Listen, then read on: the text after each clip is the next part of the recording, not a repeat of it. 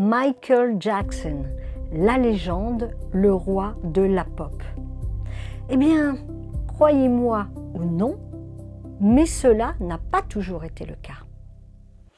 Bonjour et bienvenue dans Voyage dans l'inexplicable. Je suis Lorraine Jourdain, médium clairaudiente, auteure et conférencière. Avant de commencer, je vous invite à cliquer sur le pouce pour soutenir la chaîne, à vous abonner et à actionner la cloche pour ne rien manquer. Partagez aussi cette vidéo, ça peut être bien. Aussi, je vous parle dès maintenant de mon livre « De l'au-delà », Edgar m'a confié, qui est déjà sorti au Québec, voilà, les vénards, et qui sortira en juin 2026 en France. L'introduction a été écrite par mes soins, ainsi que la conclusion, et tout le corps du livre a été écrit par mon guide Edgar Debay. Je vous invite vraiment à le commander dès qu'il sortira en France. Alors il sortira en France et en Belgique, je précise, à la FNAC, les Cultura, les centres Leclerc culturels.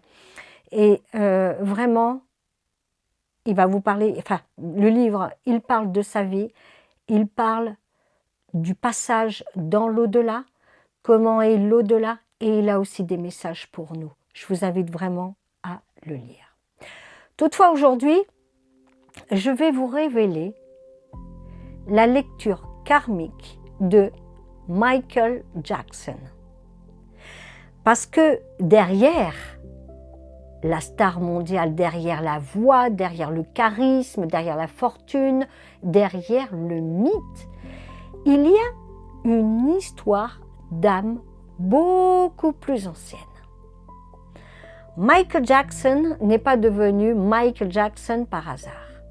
Son âme a traversé plusieurs vies. Des vies, c'est curieux, mais très différentes. Des vies qui expliquent son don, parce que sa voix, c'est quand même un don. Sa montée fulgurante, sa richesse immense, son besoin de contrôle, son enfance difficile et la souffrance profonde qu'il a portée jusqu'au bout. Au XVIe siècle, c'était un être né dans un milieu modeste, une existence rude, peu de confort, peu de douceur, peu de sécurité. C'était un être sensible dans un monde dur. Il fallait tenir, se taire, supporter. Cette vie passée a laissé une trace profonde, une mémoire de manque. Manque d'amour, manque de protection, manque de stabilité. Et cette mémoire se retrouve ensuite dans cette incarnation. Voilà pourquoi la richesse prend une telle ampleur. Cette abondance n'arrive pas par hasard. Elle répond à une ancienne privation. Au XVIIe siècle, c'était un être au contact du monde plus élevé, un cadre structuré, hiérarchisé, proche du pouvoir. Il observait, il comprenait, il apprenait, mais il ne décidait pas de sa vie, encore une fois.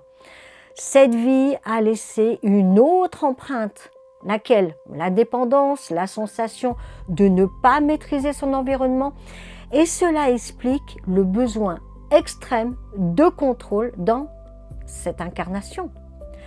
Neverland prend alors tout son sens. Ce n'était pas une fantaisie, c'était un royaume. Un espace fermé, protégé, maîtrisé. Un lieu où plus rien n'est imposé. Un lieu où il décide. Un lieu qui répond à des vies où il ne décidait pas. Au XVIIIe siècle, c'était un être dont la voix avait déjà une portée. Une voix qui touchait, qui calmait, qui captait l'attention, qui marquait. La voix était déjà un instrument. Et dans cette vie, ce don revient. Amplifié, puissant, mondial. Sa voix ne naît pas ici. Elle continue, elle s'impose, elle s'exprime à un niveau jamais atteint auparavant. Et au XIXe siècle, donc, il revient des autres vies, hein. C'était un être qui donnait beaucoup sans être protégé. Une vie marquée par la pression, l'exploitation, l'utilisation de ses capacités au profit des autres. Il apportait, il produisait, il servait. Mais son être profond n'était pas respecté. Et cette mémoire reste inscrite. Donner énormément sans sécurité intérieure, et dans cette vie, tout revient, mais à l'extrême. Le talent à l'extrême, la réussite à l'extrême, la richesse à l'extrême, la pression aussi, et la solitude. Son père fait partie de ce schéma. Le don était déjà là. Mais il a été forcé à sortir, poussé, exigé, imposé très tôt, je dirais trop tôt. Et cela crée une programmation forte. Pour être reconnu, il faut produire. Pour être aimé, il faut impressionner. Et toute sa vie va suivre cette ligne. Donner encore, toujours plus, mais sans jamais atteindre une sécurité intérieure stable. Sur scène, il devient immense. Dans l'intimité, il reste fermé, protégé, difficile à atteindre.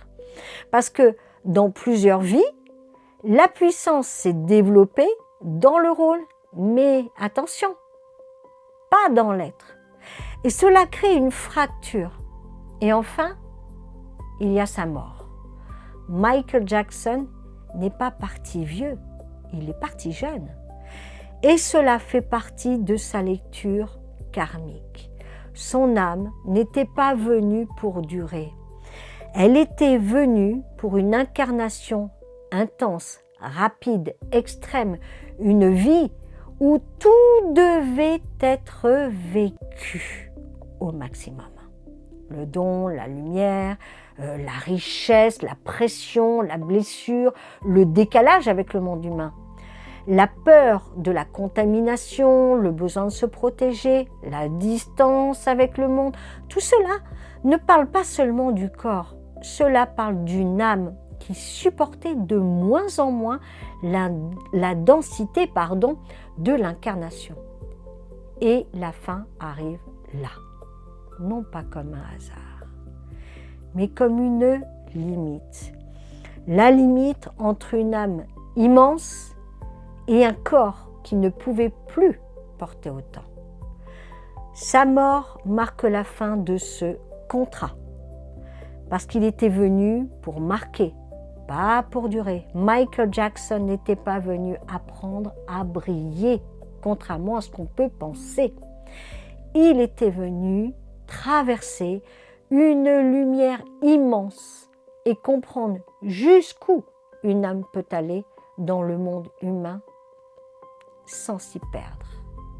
Et voici toute la lecture karmique, donc les vies antérieures de ce monstre de la scène, dans le bon sens bien sûr, qu'était Michael Jackson.